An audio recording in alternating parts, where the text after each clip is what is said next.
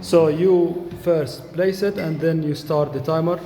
Place the different beakers or beakers that has the same size of beetroot and simply put it at different temperature. Now guys, this is core practical 3 and edexcel, and it has two parts. The first part, which is basically the effect of temperature on membrane permeability, and the second part is about the effect of ethanol on membrane permeability. The first part basically talks about the effect of temperature on membrane permeability, and in order to investigate that, simply you need to make same size of cylinders using a beetroot. Beetroot is a vegetable that has a red pigment inside, and this red pigment is large and it cannot pass through the phospholipid bilayer.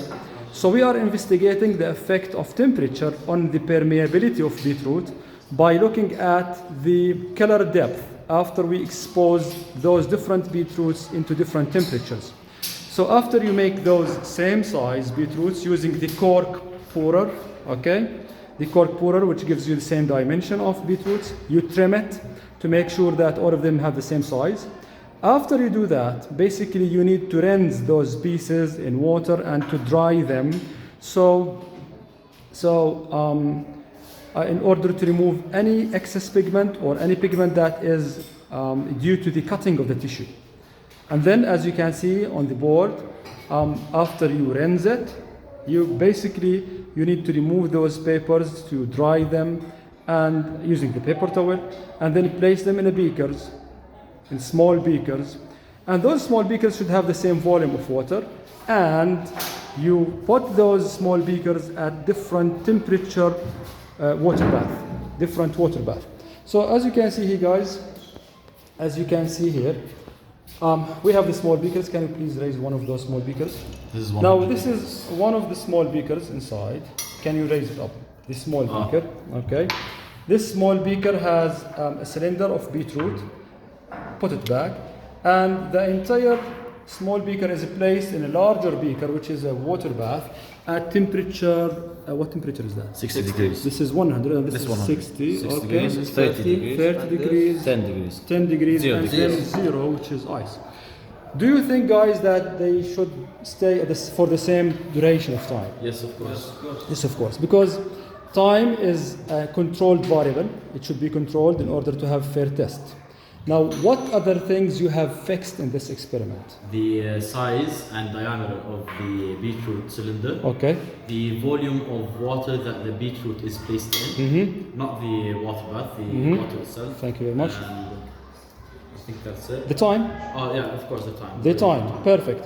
Now there are some sources of error in this experiment, guys. Now this beaker basically, or water bath, It's not thermostatically controlled. it's not thermostatically controlled water So bath. the temperature will drop as time passes. Thank you very much. So in order to improve this source of error, simply you can use thermostatically controlled water bath. Excellent. Now, also the cylinders should be rinsed before they are placed. So after you cut it, you rinse it, and then you place it in this small beaker to remove any excess pigment at the top of the tissue. Okay? Now, what would be the dependent variable? The dependent variable, yeah. The dependent variable. Now, let's say you kept it, or you put it for 10 minutes, and then how are you gonna see, or how are you gonna measure that the temperature affects permeability or not? The change in color of the water that the beetroot is placed in. Thank you very much. Change in color. So basically you're going to fill that in the table of results, which is the color depth. Now the color depth can be measured by using a calorimeter. Right. But we don't have a calorimeter. So after the specific time, which was 10 minutes, the water basically, which was used to submerge the beetroot, is removed and placed in a test tube. So as you can see here, we have kind of different shades of color, which is a bit difficult to judge. Now, in order to make it easier, basically we need to place a white paper behind or a white tile. You can place a white tile if you wish behind in order to judge the color change and look at the color intensity. Now you should label them. Which one is the 100?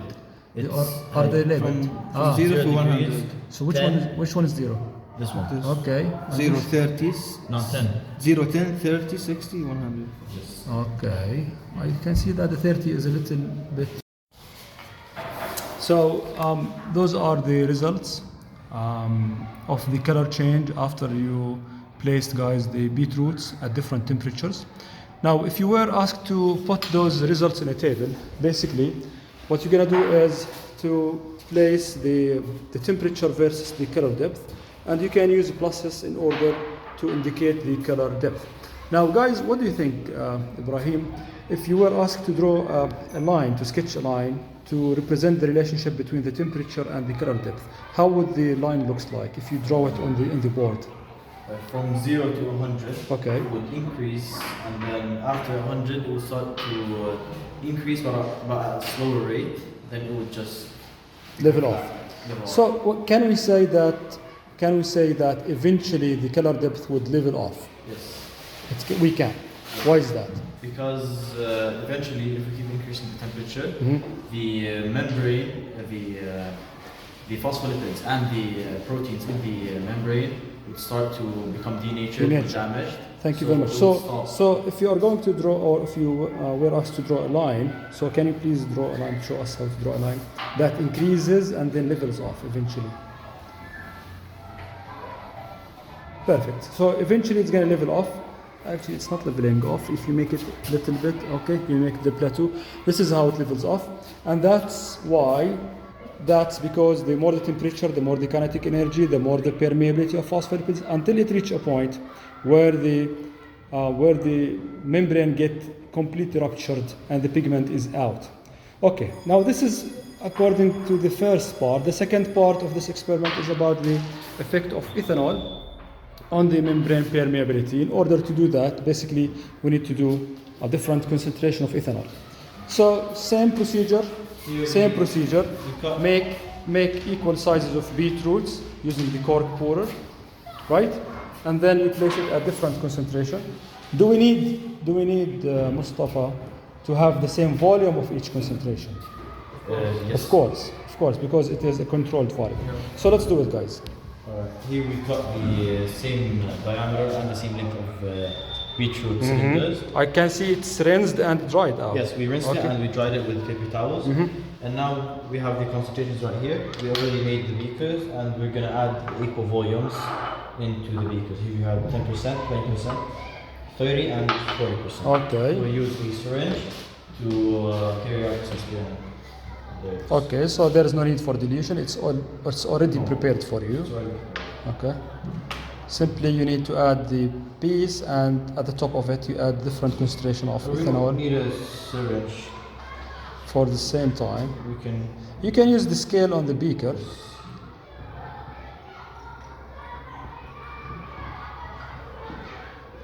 Is that 20 milliliters? 20 milliliters. Okay.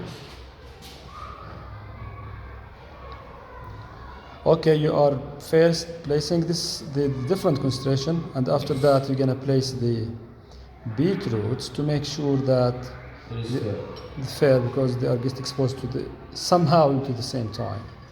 because the time should be a controlled. Control.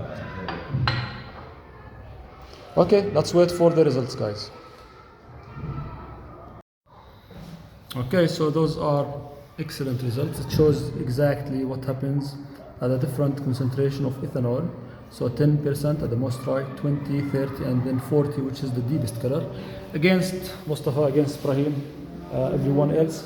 Against, in order to plot the data, basically you can use the pluses, or you can use color meter. Color meter, if you have it, it's going to be more accurate in estimating colors, and it's going to be quantitative. Now this method is qualitative. It has no numbers. Okay, it depends only on the judgment of color by eye. Again, the more the concentration of ethanol, the more the color depth. Why is that? Why is that? What do you think, Mustafa? More concentration of ethanol. It's because the alcohol. Alcohol, Because it's non-polar. it's non-polar Non-polar. and it dissolves So it dissolves the membrane. the phospholipid bilayer, which is also non-polar. So the more the concentration of ethanol, the more it gets ruptured, the more it gets damaged, It's damaged and the more the pigment moves out. By the way, what is the name of this pigment? Do you remember the name of this pigment? Beetroot pigment. The beetroot pigment. Okay, it's a homework, guys. Homework. No, it's not adenine. Beta something. Cytosine. You search. No. Okay. By the way, it is found inside the vacuum. Base. Okay, this is the end of this lab. Thank you very much.